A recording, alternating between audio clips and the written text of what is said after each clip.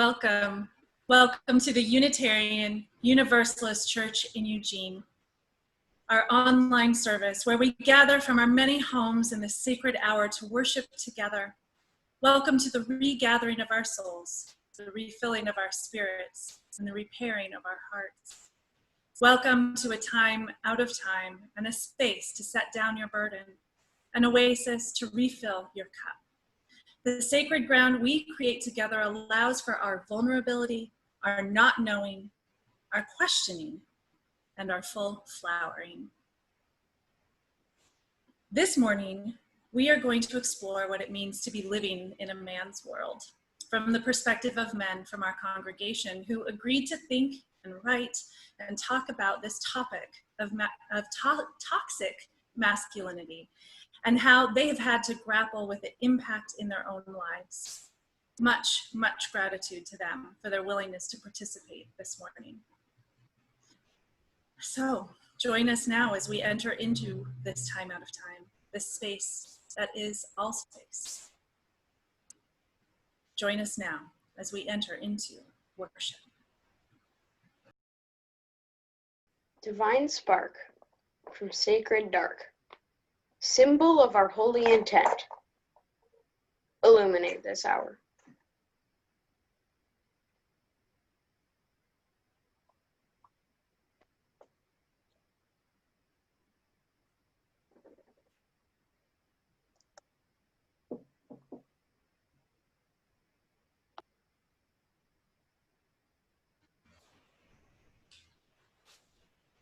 I invite us now to take a few deep breaths together. Breathing in the love, breathing out peace. And again, breathing as we settle in even deeper into this hour. Breathing out peace.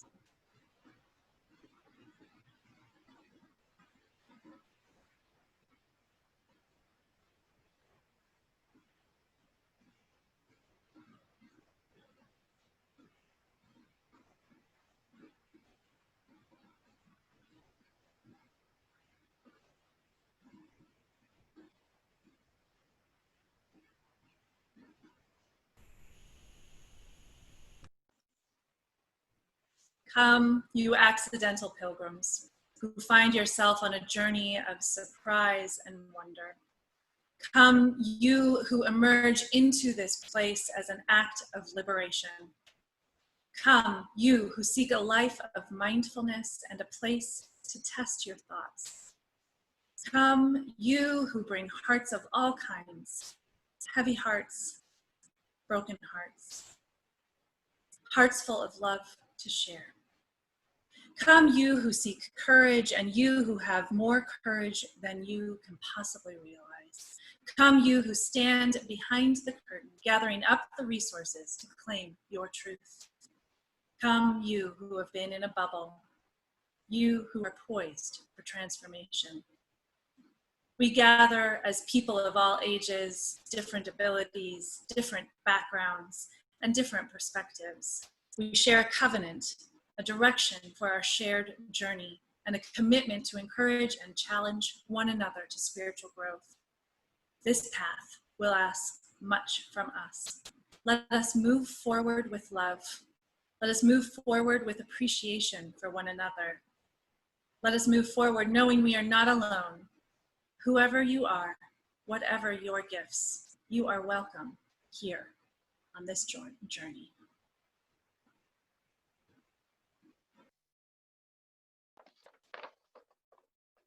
Patriarchy is the single most life-threatening social disease assaulting the male body and spirit in our nation.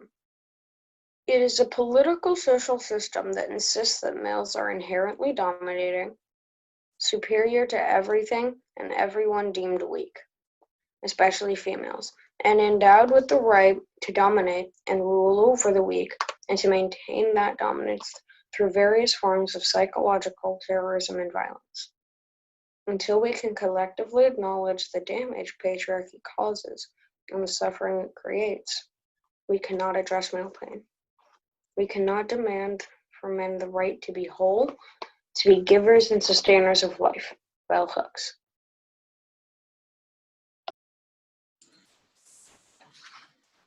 This is from Robert Bly. We are living in an important and fruitful moment now, for it is clear to men that the images of adult manhood given by the popular culture are worn out. A man can no longer depend on them. By the time a man is 35, he knows that the images of the right man, the tough man, the true man, which he received in high school, will not work in his life. Robert Bly.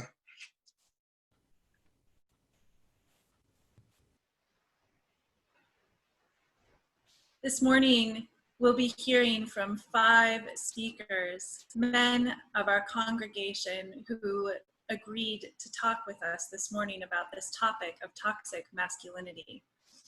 And our first speaker is Dennis Reynolds, who is coming to us via video.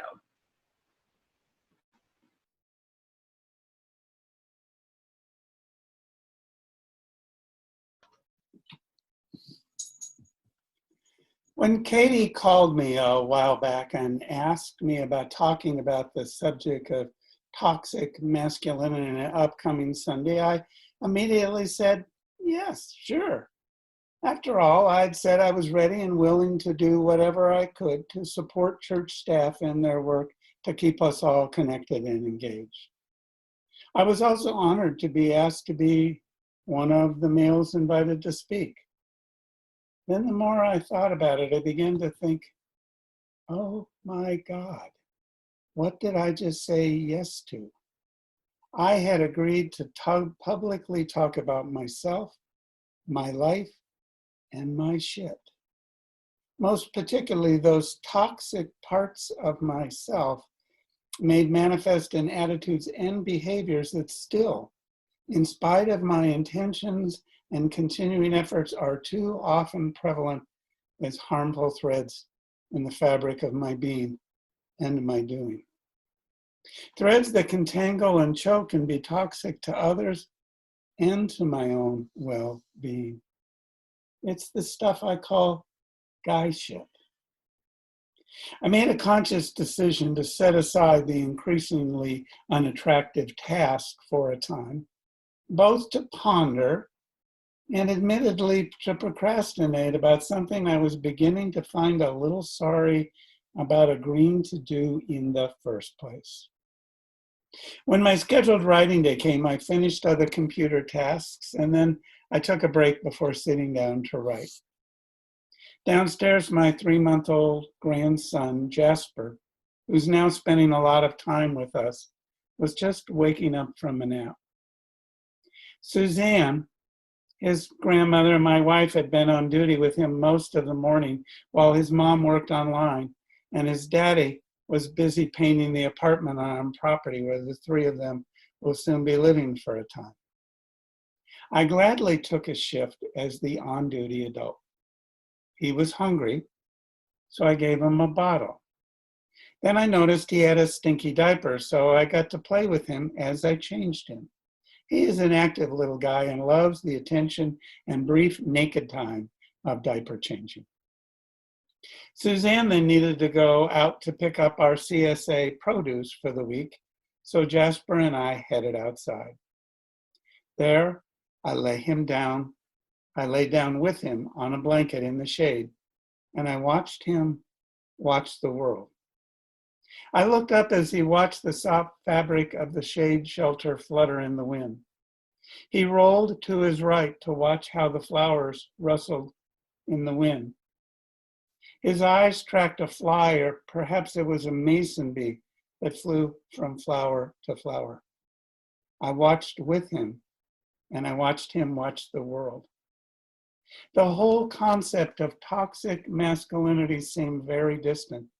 We were just 2 guys hanging out together, being and loving.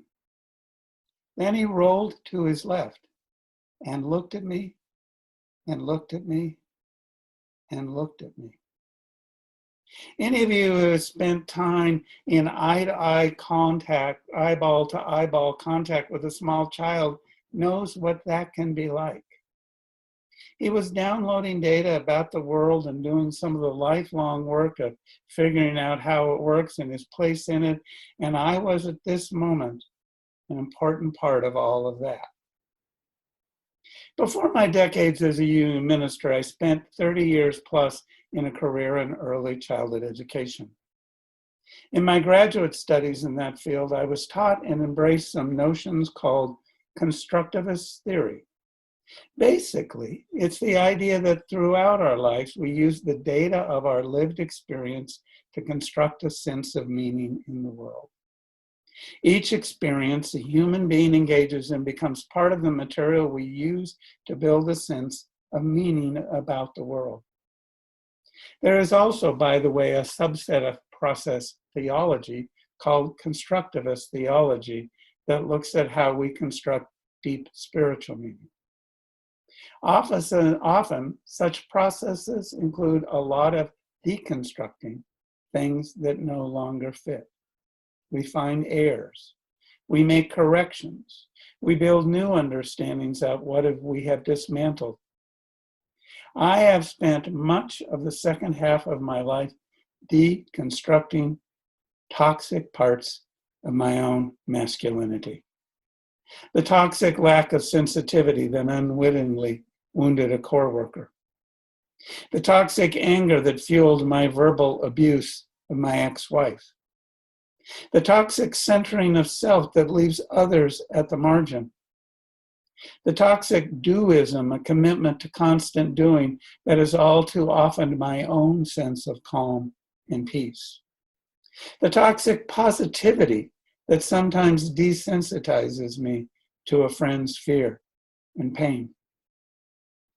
So what's a boy who was in his own child immersed in post-World War II cowboy culture models of masculinity supposed to do?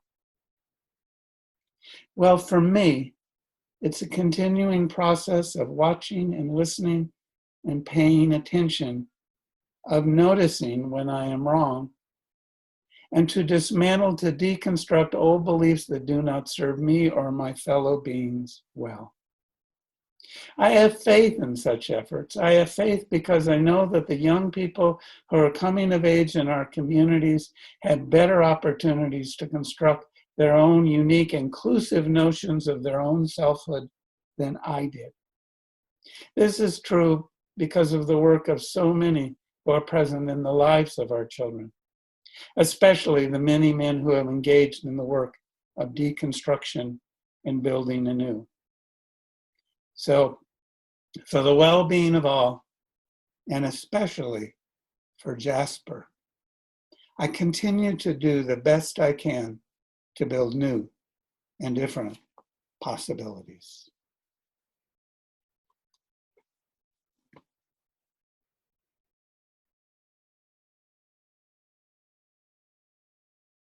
Hi, my name's Emmett, and Katy asked me to address the issue of toxic masculinity.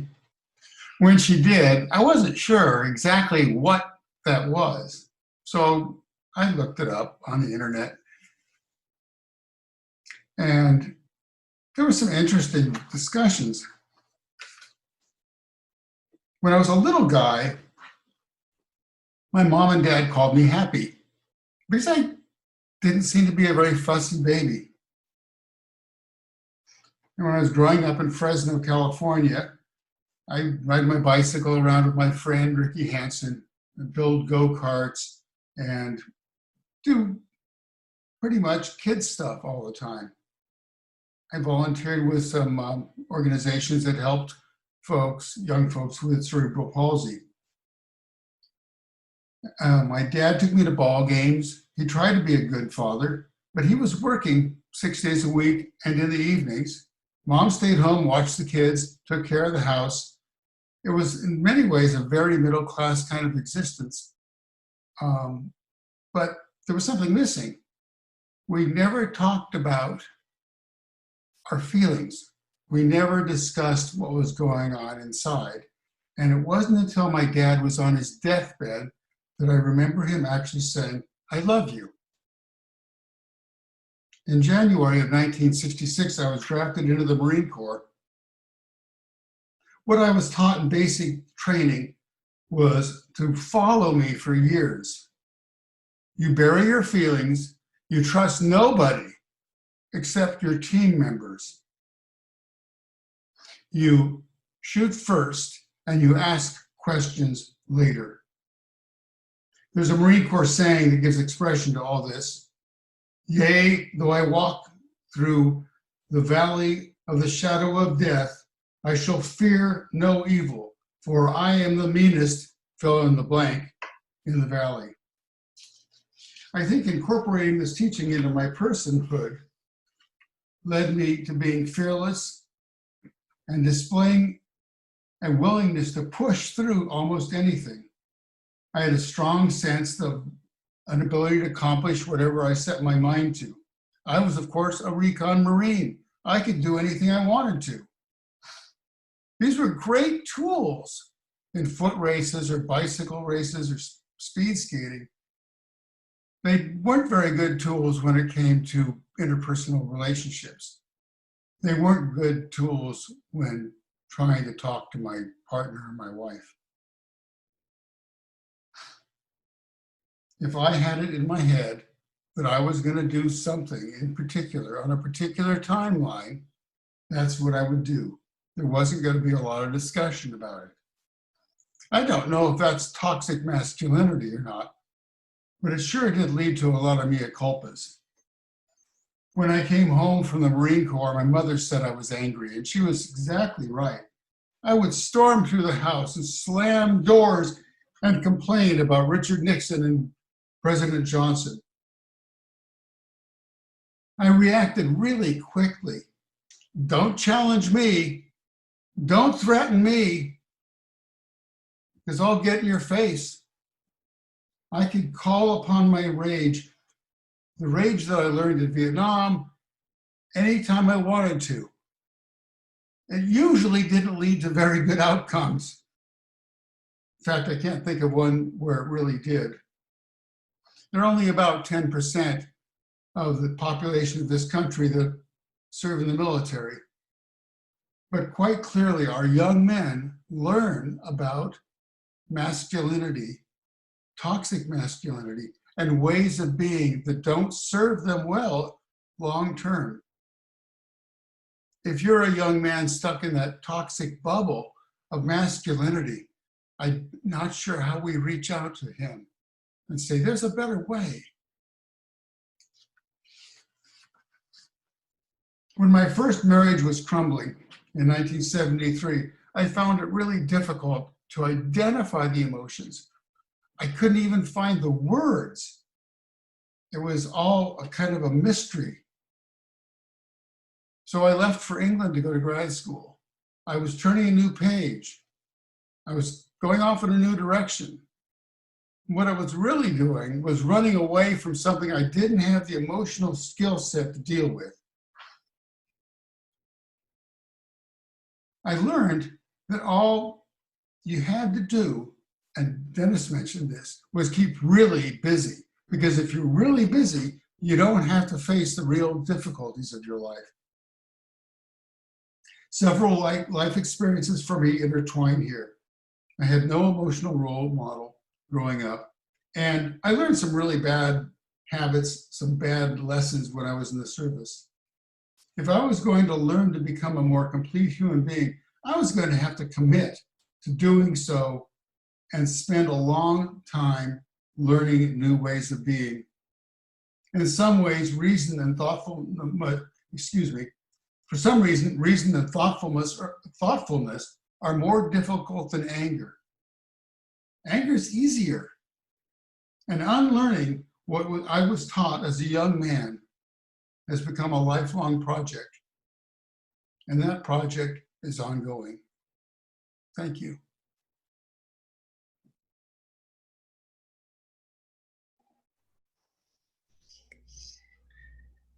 Good morning, everyone. My name is Toby, for those that don't know. And the first draft of this speech was very lighthearted and poked a bit of fun at masculinity as a whole, because I figured who needs more hard truth and sad stories right now? But then I realized that wouldn't be fair to me, to this topic, or to you as a congregation. Also, for those who may not know, till about the age of 17, I had no concept or no idea of the concept of transgender even existing, let alone that. So on the how should I talk, then I would hope with a little bit more clearness is one of the ways I need to talk.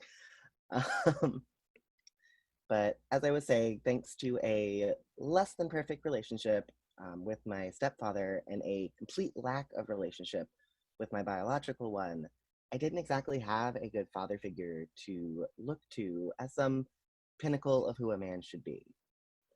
Instead, I had my brother Dave. Quiet, meek, overly friendly, and aggressively affectionate with his friends, Dave was basically my checklist of what not to do.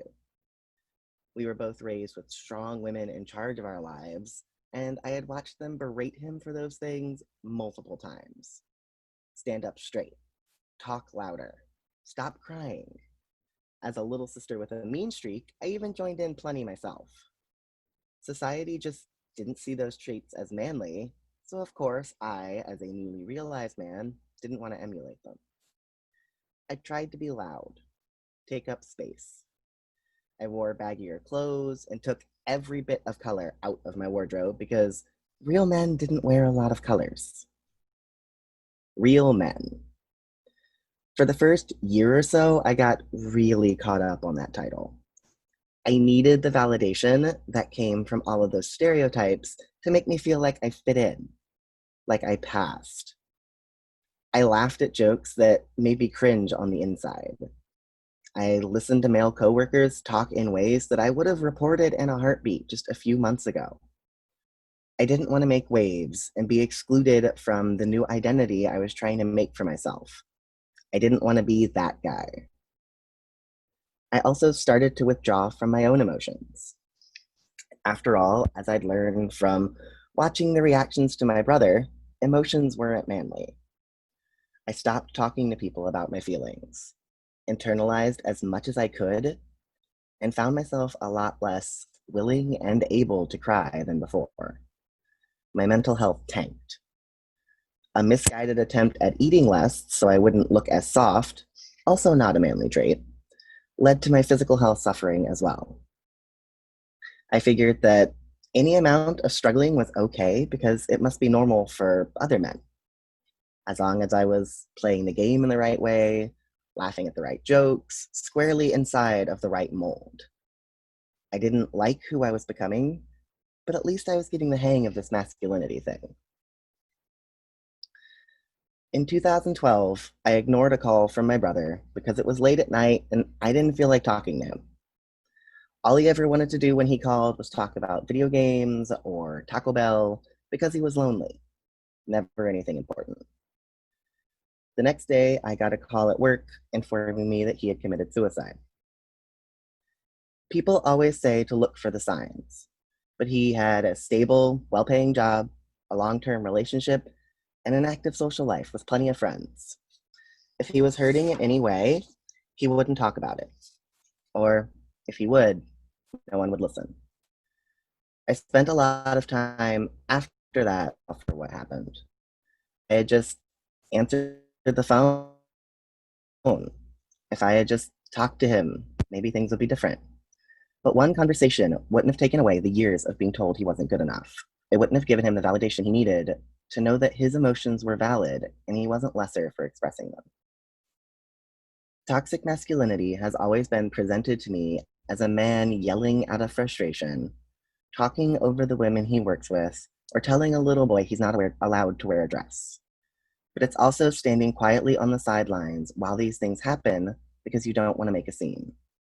It's listening to misogyny, homophobia, and racism and expecting the people experiencing these injustices to be the ones to speak up. It's ignoring someone you know is suffering because it's not your problem. These are just the way things are, the way they've always been, and who am I to change them? I am a white, cis-passing man, and I don't want to contribute to the type of masculinity that took my brother. I never got a chance to tell him that I'm trans or to see how he would have reacted to that, so I have to settle for being the best brother I can be now. There's a lot to unlearn, but I want and need to make that effort. I'm teaching myself to listen to those around me more and to speak out when I hear something unsavory. Colors are back in my closet, and I have a few skirts tucked away for a special occasion. I'm trying to let myself feel again and learn to enjoy life a little bit, because I think the world could really use some more men like Dave. Thank you.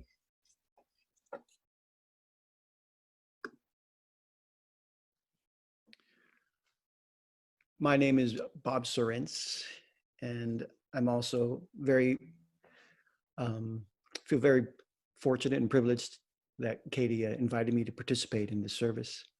I'd like to share with you a little bit about my story. I grew up in a patriarchal Filipino family in Southern California in the 60s and 70s. And my role model for masculinity was my father. He was born in the Philippines and joined the US Navy in the 1950s and immigrated to the US thereafter with my brother and my two older siblings. My father, Raimundo, or Ray, very much reflected the traditional values and majority culture of his homeland. He was Catholic and fit in the boundaries of what was considered then to be a typical Filipino male. My father, Ray, was smart. He was educated, hardworking. He spoke 4 different languages. His primary role in our immediate family was to be a provider, and he did that very well. The duties of raising a family and parenting were largely the purview of my mother. My father was too preoccupied with work to observe or attend any of my school or extracurricular activities except for Sunday Mass and taking me to Little League baseball practice. I don't recall him ever throwing a ball with me or playing those kinds of games with my siblings. He did enjoy hosting parties with my mom, loved to laugh, dance, tell jokes, drink alcohol, and he was often considered the life of the party. But to me, he was emotionally distant, and frankly, I have difficulty remembering if he expressed physical affection for me. And he didn't speak with me at all about his emotions, and I don't recall him ever telling me he loved me. The one emotion my father clearly and frequently expressed was anger. Sometimes that anger would be accompanied with violence toward my mother or my siblings or me. And we all learned to do everything we could to ameliorate his anger and to accept his rage. I felt a great deal of sadness and empathy for my mother when I witnessed his angry and occasionally violent emotional and physical abuse of her. And therefore, as a teenager, I developed resentment and even hatred for my father. I resented the capriciousness of his temperamental outbursts and simultaneously longed for a deeper, more healthy relationship with him. I vowed to be different than him. I vowed to be a different man who controlled his anger and was able to express love in healthy and genuine ways. I desired to be loved and to be part of a nurturing family that brought out the best qualities of each person. Of course, it's challenging to be different than our parents, especially when they are your primary model for behavior and emotionality. As a result, I too have struggled with expressing anger in healthy ways and developing a broad range of emotional expression and awareness. And this lack of emotional competency is one of the ways men suffer as a result of patriarchy. And it's a common feature of toxic masculinity.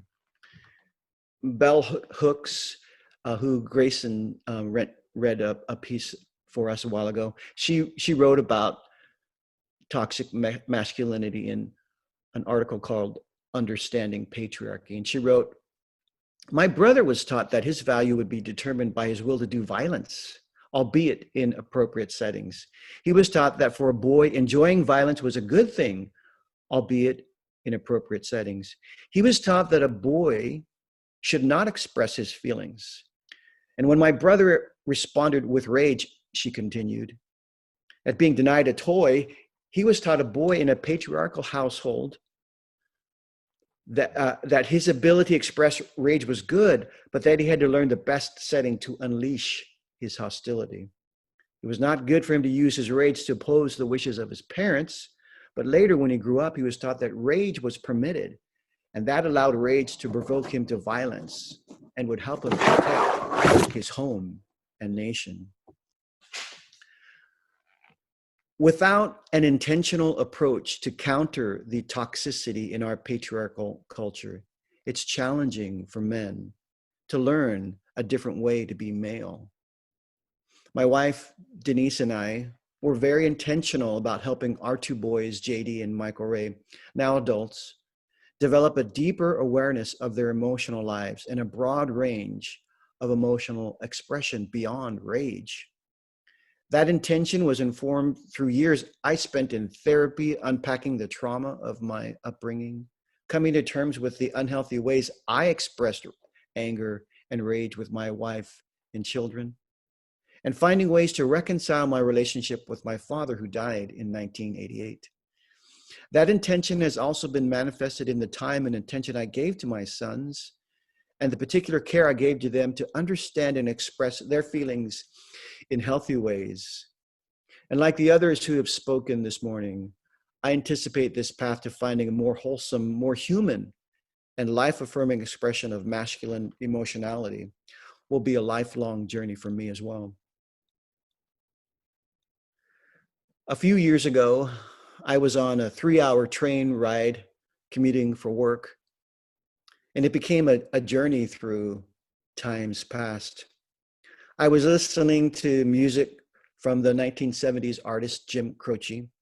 I sing and play on guitar Croce's music to this day, and one of his songs, I'll Have to Say I Love You in a Song, is a favorite of mine. It's a romantic song about love. And on that train ride, while the clickety-clack sounded beneath me, it occurred to me, it was my dad, it was Ray, who introduced me to Jim Croce. And just then, as I made that realization, tears began to fall, as it occurred to me, it's not only a lover's tune, but that my dad is singing that song to me now. I know it's kind of late, but I've got to say, can't wait. I know you'd understand. Every time I tried to tell you the words, they came out wrong. So I'll have to say, I love you in a song. Well, thanks, Pop. I love you too.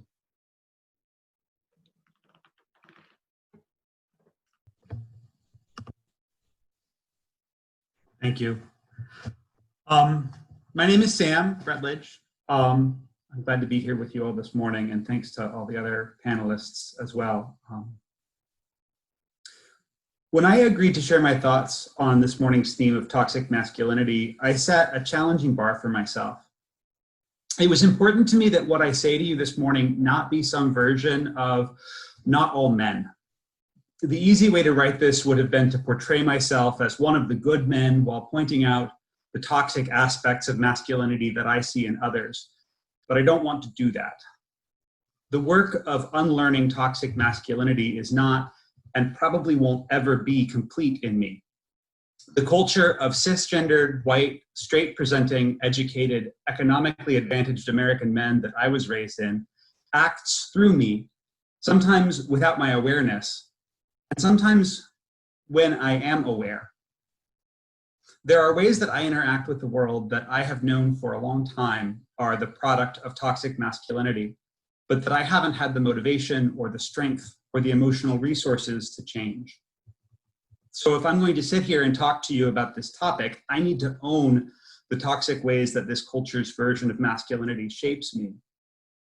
And to do this, I have to be vulnerable.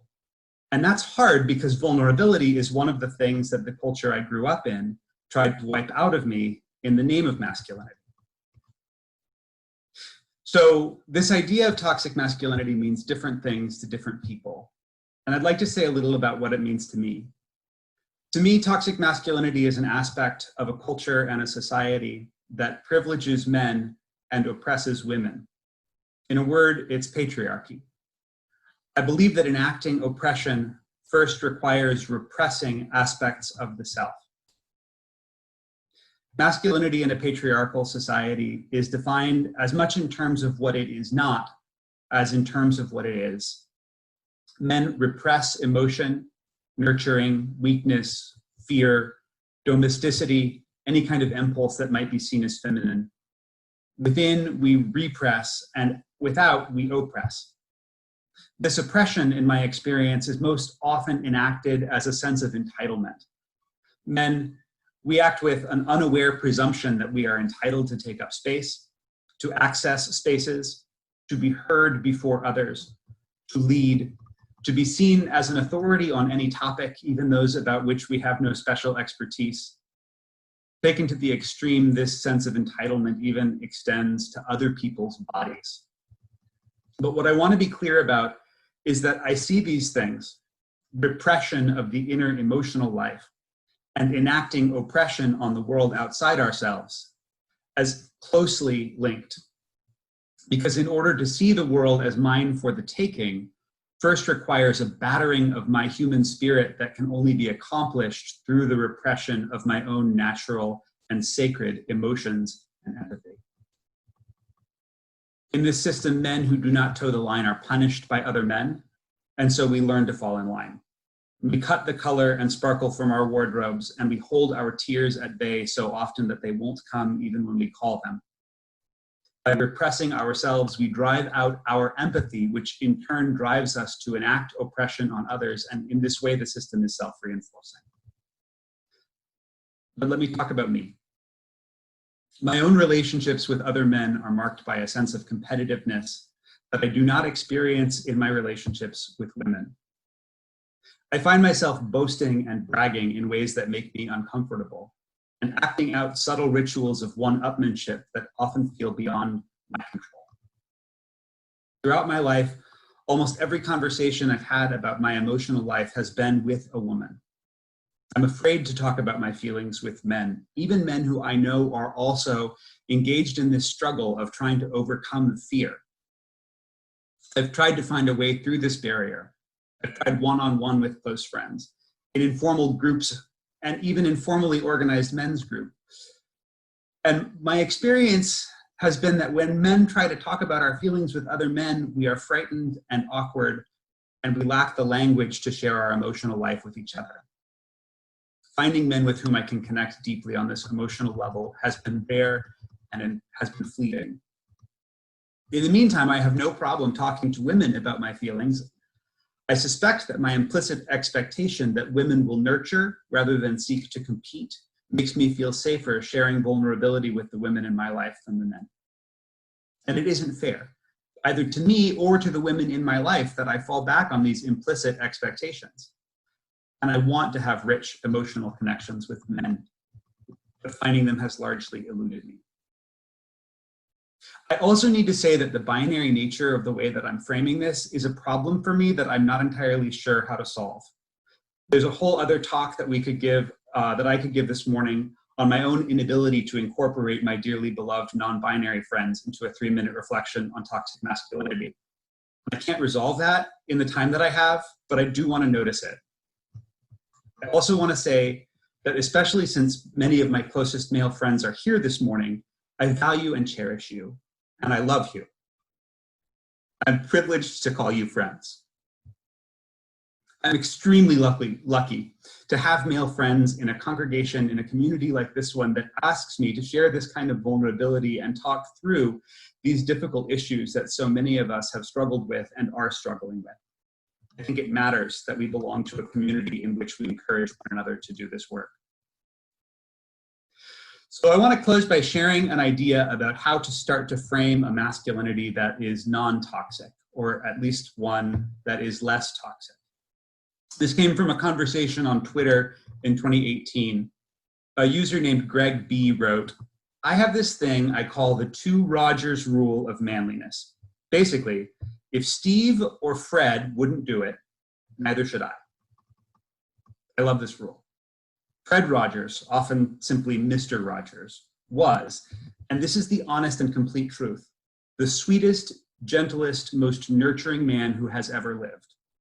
And his entire job was to talk about feelings and explore curiosity with small children.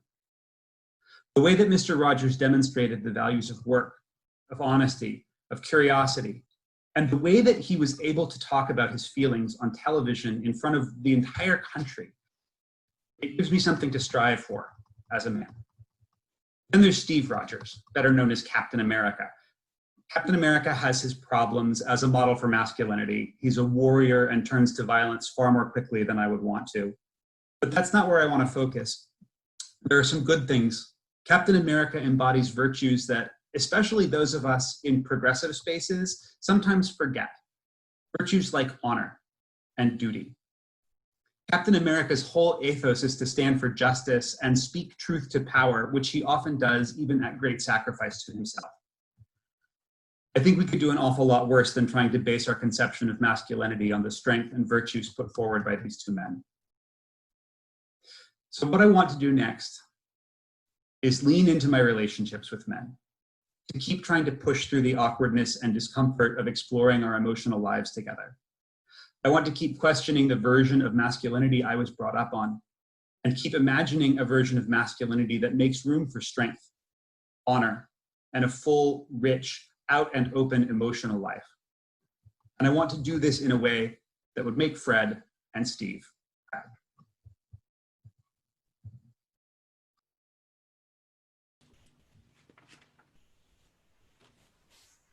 First, I want to just say again, thank you for all of our panelists this morning. It's such a gift to hear from each of you. We may never rest until every child of earth in every generation is free from all prisons of the mind and of the body and of the spirit. Until the earth and the hills and the seas shall dance, and the universe itself resound with the joyful cry, "Behold, I am." Blessed be. Amen.